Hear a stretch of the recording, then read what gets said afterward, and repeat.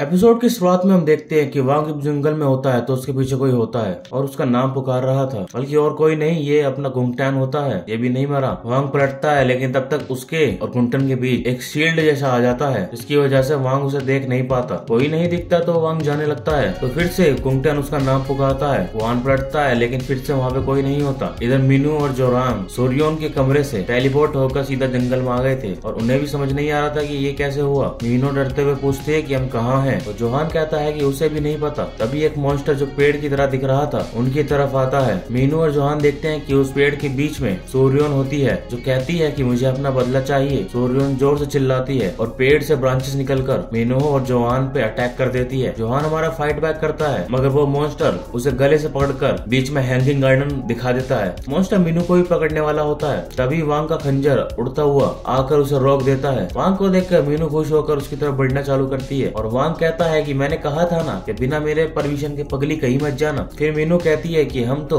सूर्योन के घर गए थे, पता नहीं यहाँ कैसे टेलीपोर्ट हो गए। तो वांग कहता है कि ये जंगल वेंजूल का बनाया हुआ है। मीनू उसे सूर्योन को बचाने के लिए कहती है, तो वांग मना कर देता है, ये बोलकर कि उसने ये खुद चूज किया है। मीनू उसे कन्वर्स करने की कोशिश करने लगती है। अभी वो बच्ची है और अभी उसने नादानी में ये डिसीजन लिया है क्योंकि वो डरी हुई थी। तो वांग कहता है कि किसी और को बचाना मेरे एग्रीमेंट में नहीं लिखा था और फिर वहाँ से जाने लगता है। फिर मीनू कहती है कि तुम डरपोक हो, तुम मॉन्स्टर के डर से भाग रहे हो। दोनों आर्ग्यू करने लगते हैं और हमारा बेचारा जोहान अभी भी लटका ही होता है और कहता है कि मियां बीबी की तरह बाद में लड़ना, पहले मुझे बचा लो। वान अपना खंजर फेंक कर जोहान को बचाता है, फिर मॉन्स्टर से लड़ने के लिए दौड़ जाता है। वान और जोहान दोनों ही मॉन्स्टर से लड़ने जग जाते हैं, पर वो मॉन्स्टर उन दोनों को ही पकड़ लेता है। फिर वो मीनू को भी पकड़ कर उठा लेता है। सोरियोन उससे पूछती है कि तुम क्यों मेरे रास्ते में आ रही हो, मुझे अपना बदला लेना है। मीनू उसे घर चलने को कहती है। फिर हमारे सोरियोन चिल्ला के कहती है कि वो घर नहीं जा सकती और फिर बोलती है कि तुम्हें नहीं पता कि उस लड़के ने मेरे साथ क्या क्या किया है। मेरे मॉम डैड भी मेरी हेल्प नहीं कर सकते, कोई भी नहीं कर सकता, बस बेंजुल मेरी हेल्प करेगा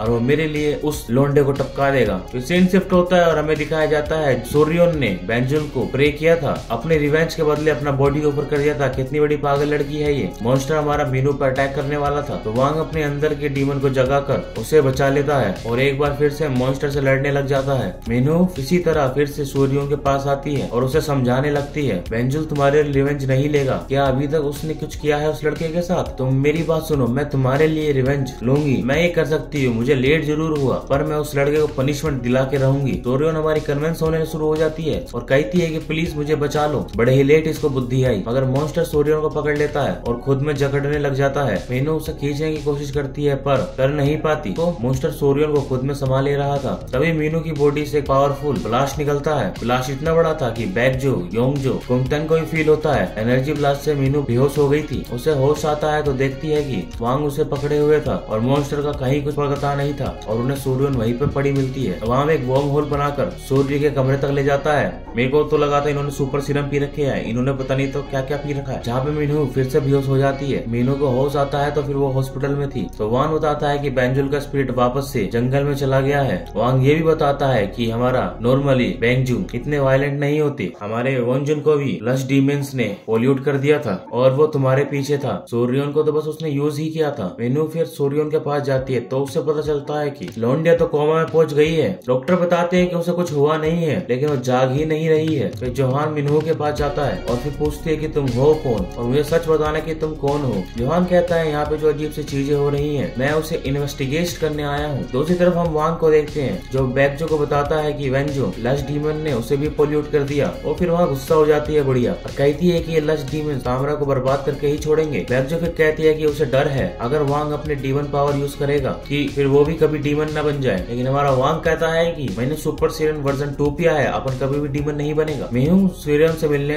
हॉस्पिटल जाती है और वहाँ से सीधे जैंग के पास जाकर उस लड़के की फोटो दे देती है और बोलती है कि मुझे इसकी सारी डिटेल चाहिए, यहाँ तक कि कहाँ कितना और कैसे हकता है ये। मिस्टर जैंग हमारे शोर नहीं होते क्योंकि ऐसे ही प्रॉब्लम की वजह से आज मीनू हमारे जीजू आइलैंड में फंसी हुई है, लेकिन मीनू उन्हें कन्विंस कर ही लेती है। अगले सीन में हम जोहान को देखते हैं जो उसी प्रिंस से बात कर रहा था जिसने उसे यहाँ भेजा था। वो मीनू के बारे में बताकर कहता है कि बहुत जल्द ही वो पूरी तरीके से जाग जाएगी। फिर वो वांग के बारे में बताता है कि उसमें लश डीमन की पावर है और वो बहुत ही डेंजरस भी है, लेकिन वो मीनू को प्रोटेक्ट कर रहा है। उसने अब तक कई बार मीनू की जान बचाई है। और प्रिस्ट ही कहता है कि वान ने ही पहले उसको टपकाया था और हमारी जो प्रोफेशन में लिखा हुआ है वो कभी गलत नहीं हो सकता। तुम बस अपने मिशन पे ध्यान दो, तुम्हें उसे जगाना है ताकि वो प्रोटेक्टिव बैरियर बना सके। जोहान फिर वांग से जाके बोलता है कि तुम्हें कैसा लगा था फिर से मिन्हो से मिलकर। वान वहाँ से जाने लगता है तो जोहान कहता है कि मुझे ये पूछना चाहिए कि तुम्हें उससे मिलकर कैसा लगा जिसे खुद तुमने मारा था। वांग कहता है क्या तुम्हें भी उन जैसे लोगों का फील करा सकता हूँ जो मेरे हाथ और टपके थे। फिर जोहान हमारा कहता है कि कभी और मुझे टपकाना, अभी तो मैं जवान हूँ और वर्जिन भी। और इधर मिस्टर चैंग ने उस लड़के के बारे में सब कुछ पता कर लिया था। उसका नाम ग्युंगजुंग था। उसने सोरियोन के अलावा भी कई लड़कियों के साथ ऐसा किया था, लेकिन आज तक उस पर कोई भी एक्शन नहीं हुआ।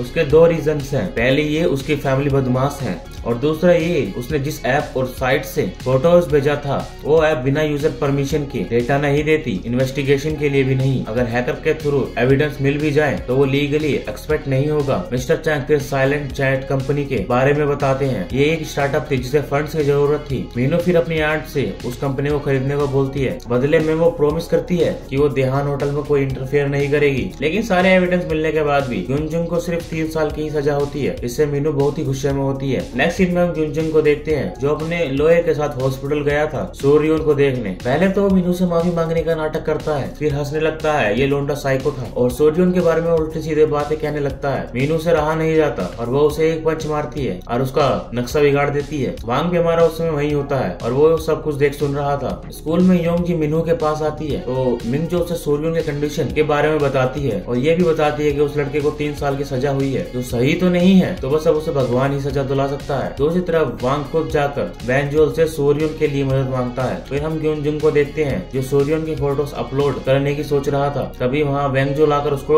टपका देता है। गेम फिनिश लोंडे का। उसी समय सोरियोन भी जाग जाती है। इधर स्कूल में वैंगजो मीनू से आकर मिलती है और बहुत ही खुशी दिखाती है। मीनू हमारी कंफ्यूज होती है कि ये बुढ़िया कौन है। फिर वो बुढ़िया बोलती है कि मैं योंग जी की ग्रैंड मदर हूँ। वैंगजो फिर वांग से मिलती है और कहती है कि इतने सालों से वो वांगजुंग को मिस कर रही थी इसलिए देखने चली आई। लेकिन हमारी मीनू उन दोनों को साथ में देख लेती है और मन में सोचती है कि ये लोग एक दूसरे को कैसे जानते हैं। मीनू फिर वांग को एक रेस्टोरेंट लेकर जाती है और पूछती है कि तुम योंग जी की ग्रैनी को कैसे जानते हो। वांग पूछता है कि तुम्हें वो याद है, लेकिन फिर वो समझ जाता है कि उसे कुछ भी याद नहीं। नेक्स्ट सीन में मीनू को पता लगता है कि वो लड़का टपक गया। वो जाकर वांग को बताती है और वो पूछती है कि कहीं तुमने तो उसे नहीं मारा। तो वांग कहता है कि वो इंसानों को नहीं टपका था। मीनू फिर वांग को एक फोन देती है और फिर समझाती है कि एक फोन है। हमारा वांग कहता है पगली मैं इतने पुराने जमाने से नहीं हूँ और मीनू ने अपना उस फोन में नंबर मास्टर के नाम से सेव कर दिया था। मीनू वापस आकर एक डिश खाने लगती है तो उसे बहुत अच्छा लगता है और वो सोचती है कि इसे वांग को भी खिलाना चाहिए, उसने तो कभी भी नहीं खाया होगा। दूसरी तरफ जोहान वांग के पास आकर उसे वार्निंग देता है और उसे वांगजुंग का नाम लेकर उकसाने लगता है।